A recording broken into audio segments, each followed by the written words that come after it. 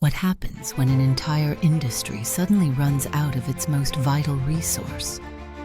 In the early 1860s, a silent crisis swept through the heart of Britain, the Lancashire cotton famine.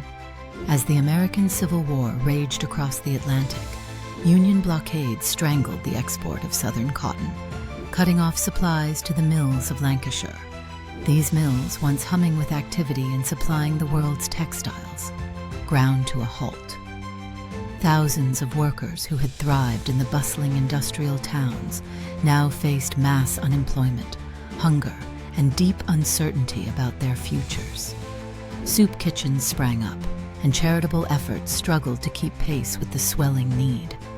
The crisis exposed deep vulnerabilities in Britain's heavy reliance on distant resources and forced urgent innovation.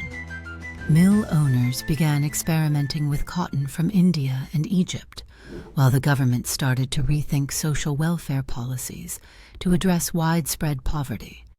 The famine didn't just devastate families. It transformed attitudes, policies, and global trade networks. Out of this hardship, new ideas and international connections emerged, shaping the future of industry and society in ways few could have predicted.